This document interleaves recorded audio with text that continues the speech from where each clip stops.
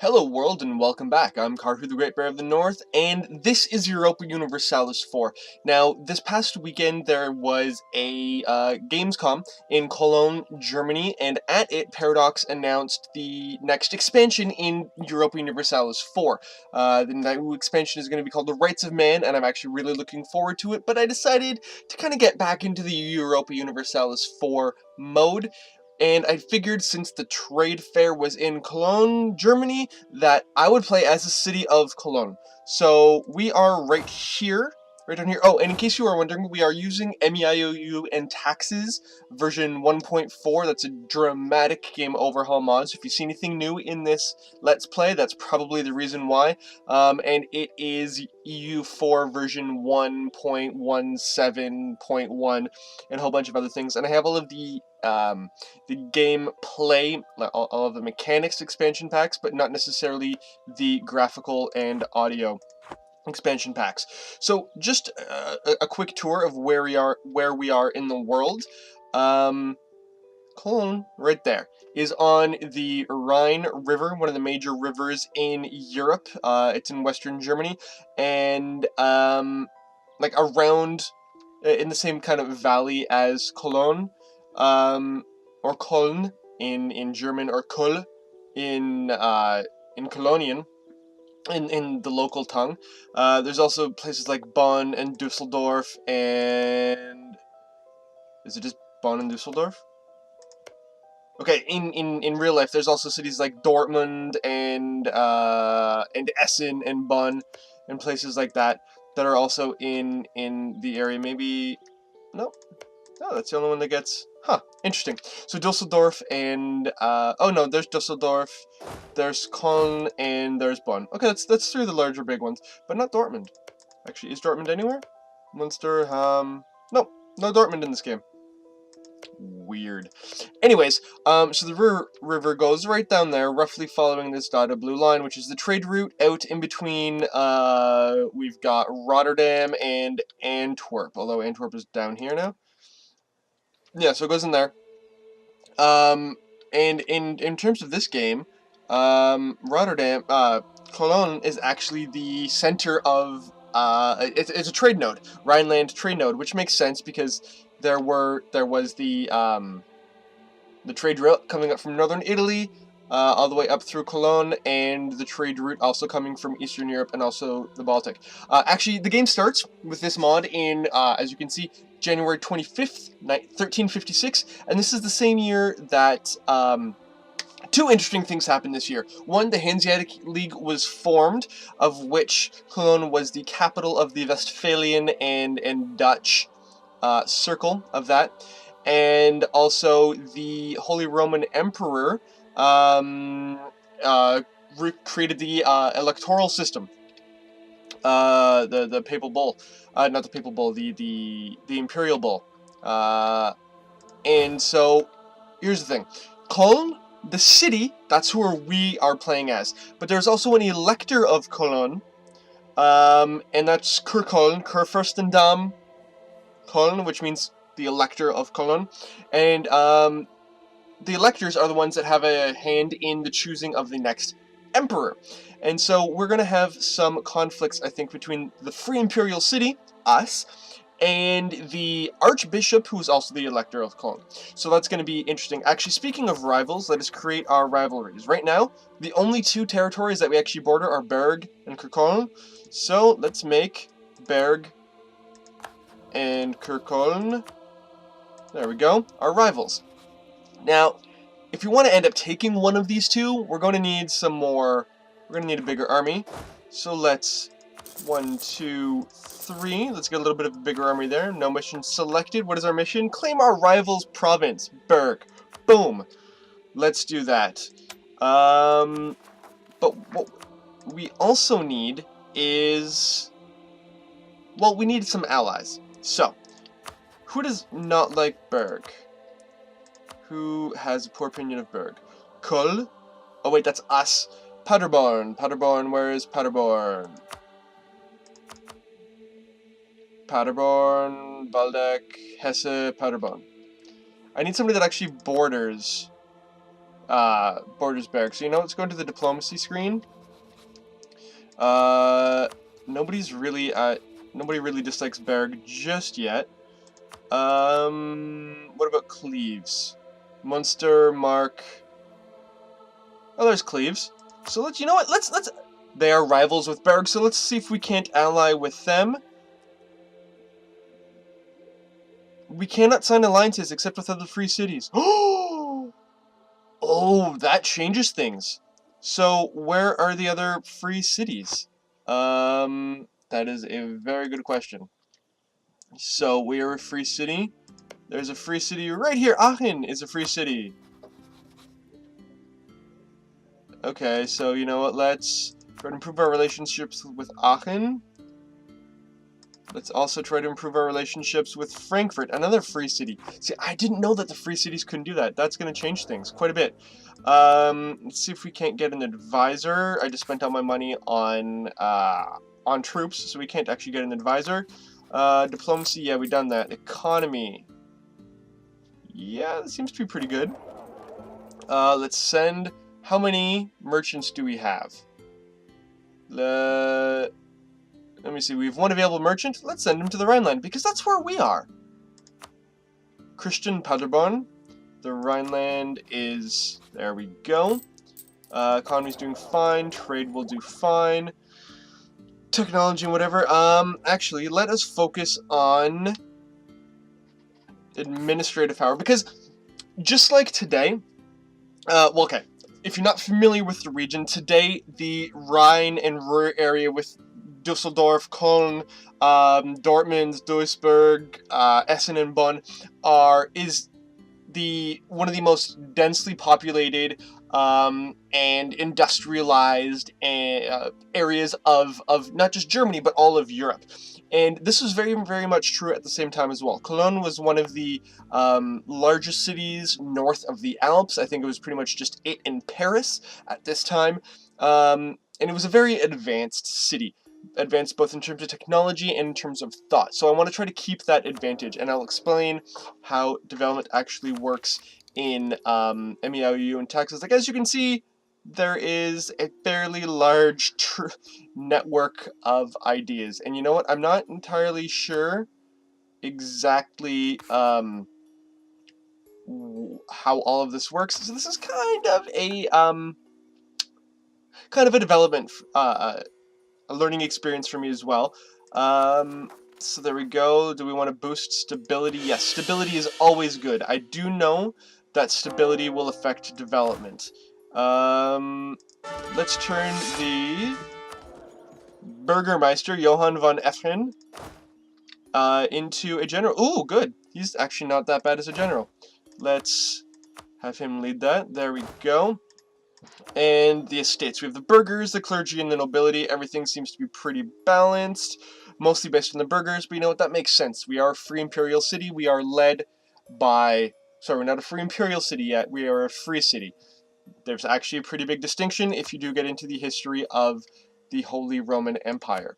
So, let's keep this slow because there are going to be a bunch of pop-ups that are going to happen in the next little bit, just explaining new things about MEIOU and taxes, and I will help you go through those just so we can all learn about this together. We'll learn together. I'm sorry, I don't know why I sing, but I do. Okay. So one of the big changes in MEIOU and taxes is, you know, if you've ever played Crusader Kings or Crusader Kings 2, your leaders, actually all the characters in that game, have different traits. Well, a lot of those traits through MEIOU and taxes have been carried over. For example, we are a misguided warrior, which is unfortunate, and there's a whole bunch of different things that could happen. I've got imperial integrity, good, at least 60 provinces in the empire. There's very decentralized decision-making in the empire, which is okay. Now let's see, what traits did he get? Misguided warrior. Yearly army tradition, +1. Good. Land leader fire and land leader shock, -1. That's bad. Okay, you know what? Pause. We need to go through this first. And valorous. Morale of armies, +10%. In yearly prestige, +0.2. Good. Which means if I ever do get into a battle with Berg, which I hope will happen because I want their stuff. I really want the territory of Düsseldorf. then having that extra army tradition and morale will be fantastic. The latest census results have just arrived at Johann von Effren's desk, and let's look at the books. Cologne is one center of trade. Good, which reduces the development cost. Yeah, development is entirely changed in MEIOU. It happens mostly behind the scenes. You can, just like in real life, you can't just say, I'm going to build this building and the town will have more money. No, you try to guide it through certain things, and if you have, low taxes, if you don't have war, if you're prosperous, everything is stable, your cities will develop and will be fantastic. However, if you get through a lot of wars, civil unrest, you overtax them, you send them out in foreign wars and whatever, your cities won't develop nearly as much. And because Cologne is very developed today, and it was very developed at the time, I want to continue that high development kind of a thing. So let's look at the books.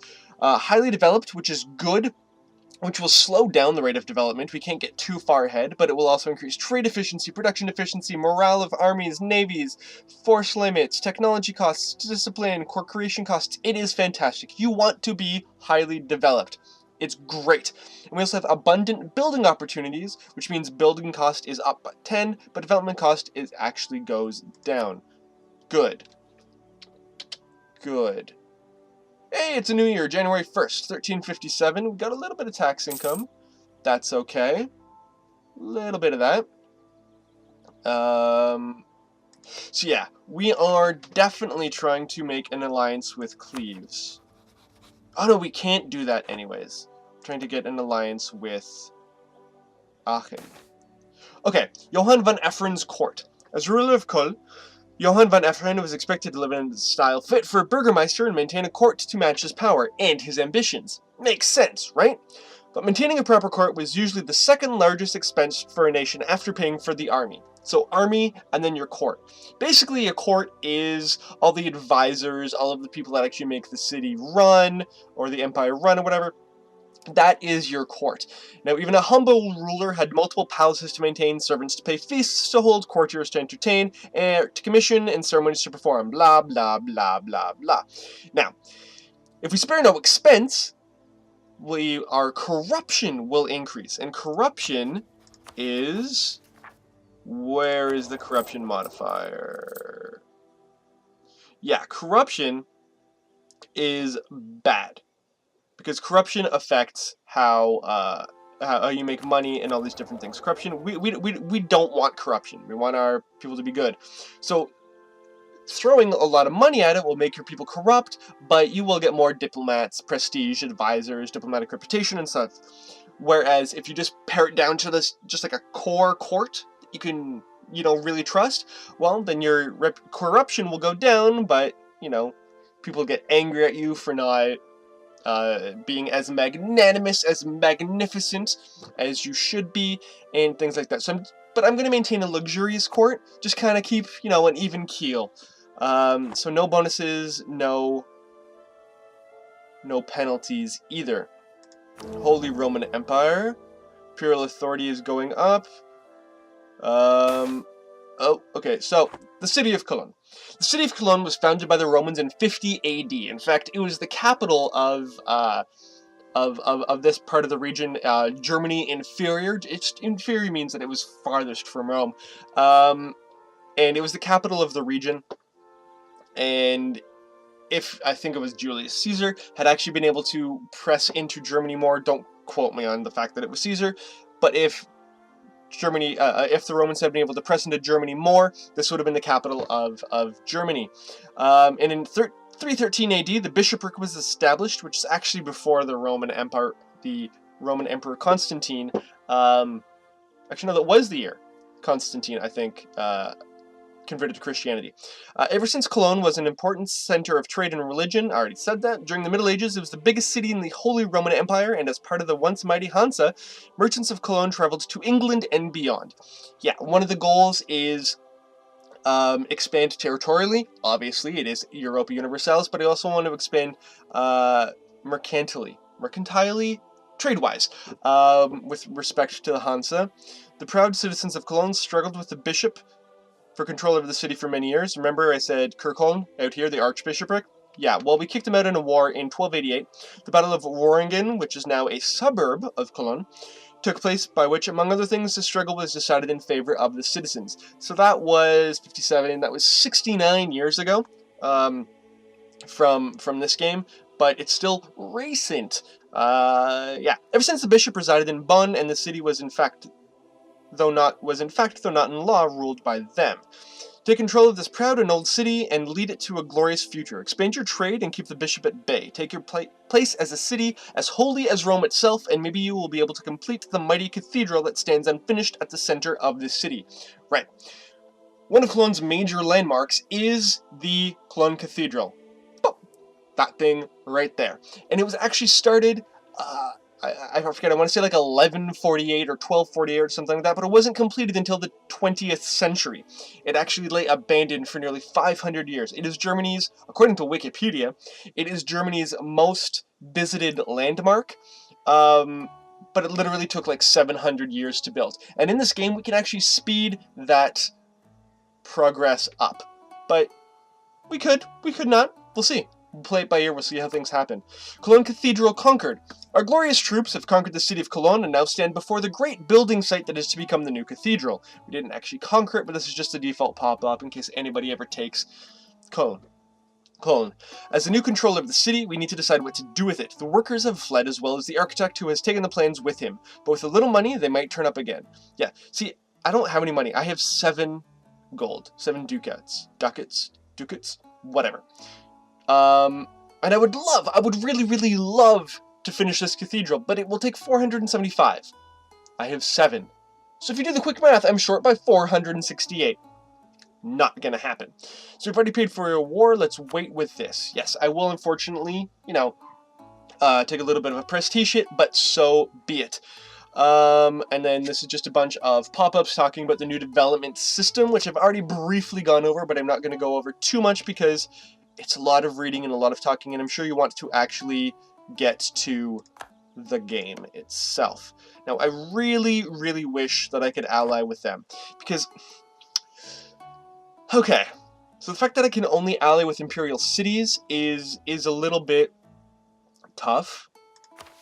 To be perfectly honest, I can donate state lands to the church, improve our court. Yes. No, I don't want to do that because that will increase corruption. Don't want to do that. I can boycott Jeu de Paume, which is a forerunner of tennis. I won't get pop-ups about it. In fact, no. I'm not going to play Jeu de Paume. Not going to do it. Because one of the things I want to do with this game is I want to maintain the religion of this town as much. It was one of the first archbishoprics in the world that was created. Not one of the absolute first, but it was relatively early. It's an old city of religion and trade, and I want to maintain that. I want to try to fend off the this is just a pop-up asking me how much religious news I want, and I want a lot of religious news for MEIOU. But I want to maintain the Catholic religion. I want to fight off the Protestant Reformation as much as possible, unless, of course, the Pope gets in my way.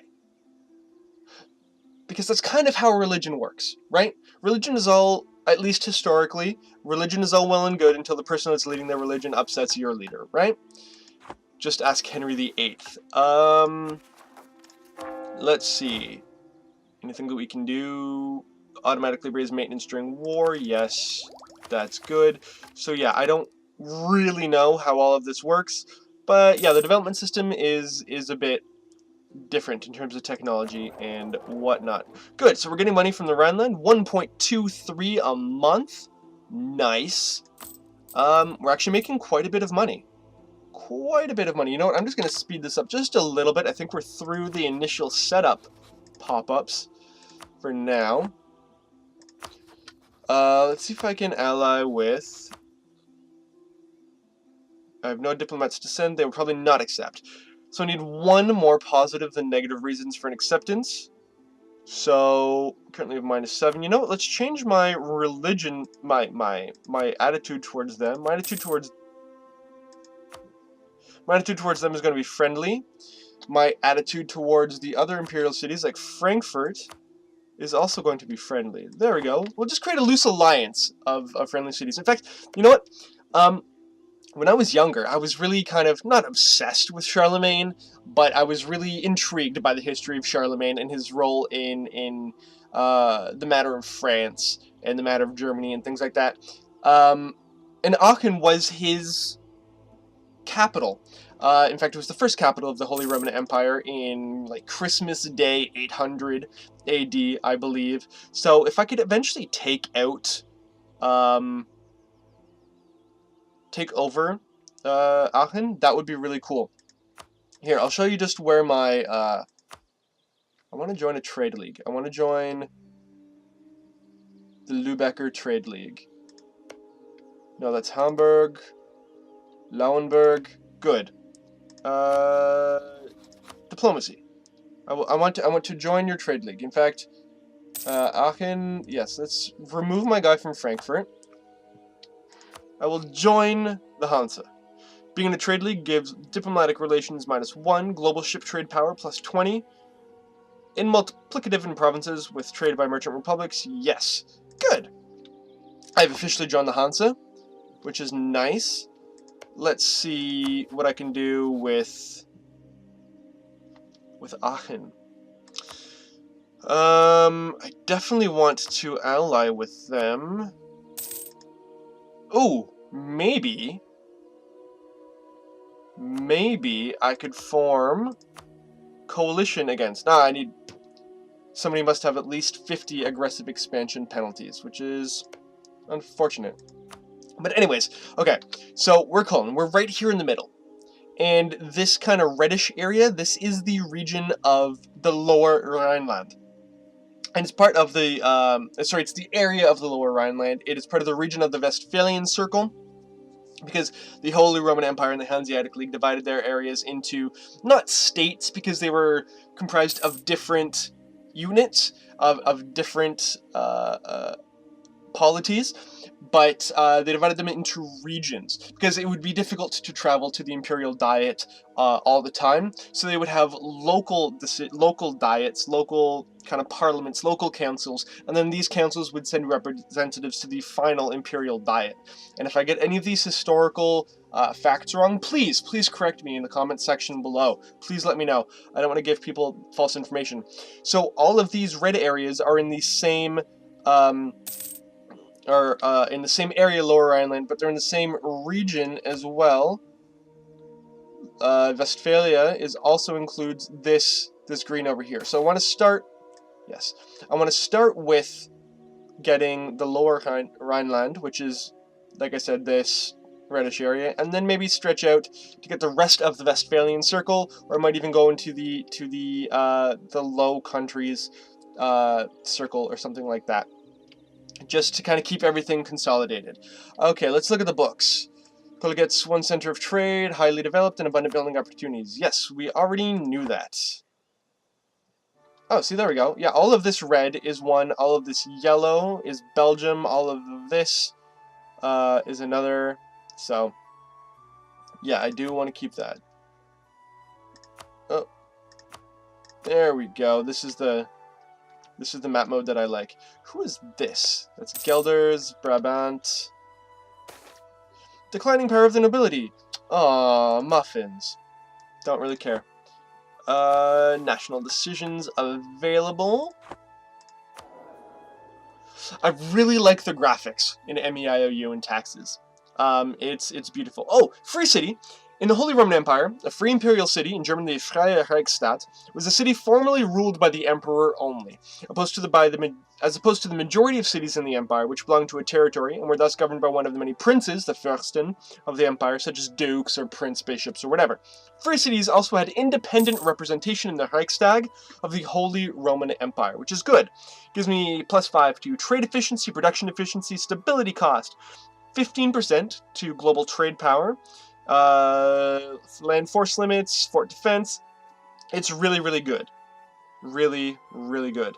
Actually, what is everything? Highly developed, abundant building opportunities, 1 center of trade. Cologne Cathedral. Construction stopped. because I'm not building the cathedral, my prestige is actually going down. But that is okay. Who do I want to hire? Missionary strength, don't really care about that. Stability cost, don't really care about that. Production efficiency, let's hire Herman Paderborn or Thomas Castle. Ooh, ideas are good, but technology is better. I'm still making money? Yep. Let's see if I can get another advisor here. Diplomatic reputation +2 and improve relations. Ooh, I like that. Ooh, better relations over time, that's good. Whew, all of these are good. All of these are good. National tax modifier, Heinrich Castle. There we go. We will do that. Now, how is Aachen? Can we... Yay, we will ally with them. Woo! Good. So that is one of the imperial cities that we have allied with. Paderborn, is that another imperial city? No, it is not. Oh, a new pope! Pope's the 30 strong, 575 out of 500. I don't know how that can happen. But the new pope has been chosen. The new pope is Boniface the Ninth! Hey, he's loyal to France. Good for France.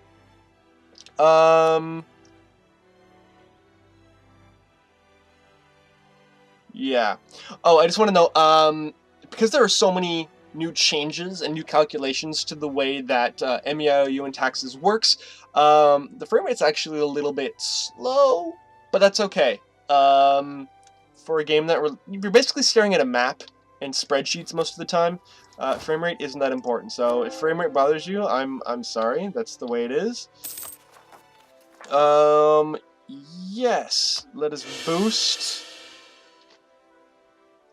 boost stability. That's fantastic. Pursue religious tolerance. Lose 10 administrative power. Lose 20 piety. But stability cost, tolerance of financial disaster. Köln gets financial problems. National tax modifier -2.5. Inch per annum +0.5. That's not good. Religion also works differently in MEIOU and taxes. You can have religious minorities. Religions are now basically have their own separate tracking instead of each territory. Each territory having its own religion. You can have different religious modifiers within a given territory. So, like I said, there are so many new calculations in MEIOU and taxes that it is insane. But good. We have Burgermeister, City Council in Aachen, which is awesome. I really wish I knew where the other free cities were. An honorable people! Few are the countries in the world who do not claim to value honor and justice, but even fewer are the countries who actually live up to these ideals. We're doing it, because we're Cologne, woo! However, the lack of large-scale and everyday corruption in Köln has made it one of those rare places where principles matter over personal gain. Even abroad, Kölner expatriates are sought after for positions of trust, as our people are known for adherence to duty and rejecting attempted bribes. Who else can claim to live up to these ideals? Remember when I told you that low corruption was good? This is why. This is absolutely why. Boom. Nice.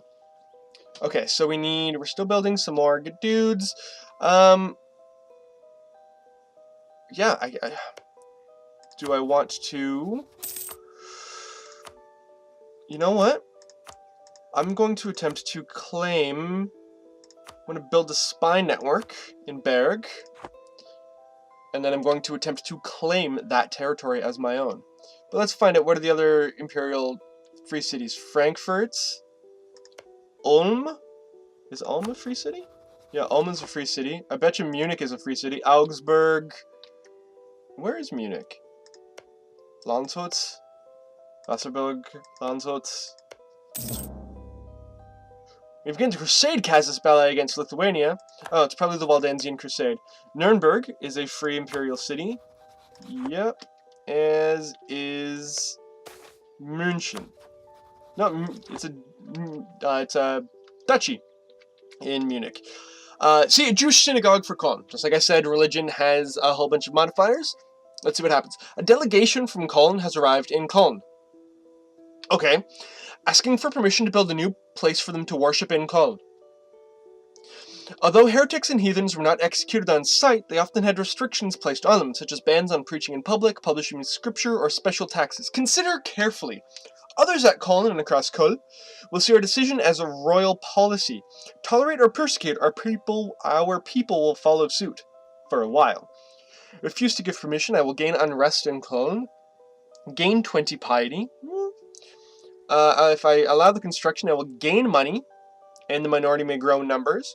But if I give them state support, I will lose money, but I'll lose unrest, and I will gain the policy of tolerance. And I will lose piety. I will allow the construction of a synagogue in Cologne. Yeah, I don't mind. Like I said, the rights of man. And Jews are considered men. And women. And women, please don't get me wrong. But everybody will be allowed. Promote mercantilism. Do I want to promote mercantilism? You'll give me more power projection? No. There we go. Provincial trade power modifier, plus 20. So if I increase my mercantilism by 1, it will increase my provincial trade power modifier by 2. No. I'll save my administrative power. Thank you very much. Oh, really? Ooh, what's causing my, Oh, centralization. I need to centralize. That's what I want to do. Where can I do that? Where can I do that? That's policies, right? Where's my policies? Where... Oh, I can do halberdiers. Yes. And armored knights. Yeah, armored knights. Let's do armored knights. Where's my policy? Oh, there's my policies. Okay. I can centralize, but corruption will go up. Would cost 1 administrative power each month, and is to be active for at least 10 years before it can be repealed. It will give me prestige, and my corruption will go down, but I will become more centralized. Actually, what are the modifiers for centralization? Okay. Technology cost is up, trade steering is down. My Republican tradition is going up, inflation reduction is going down. You know what, I want to centralize. Just because it's a little bit too freewheeling and dealing. So there we go. Let us do that. And then... Yes! Good. Good. So we have troops. We have troops.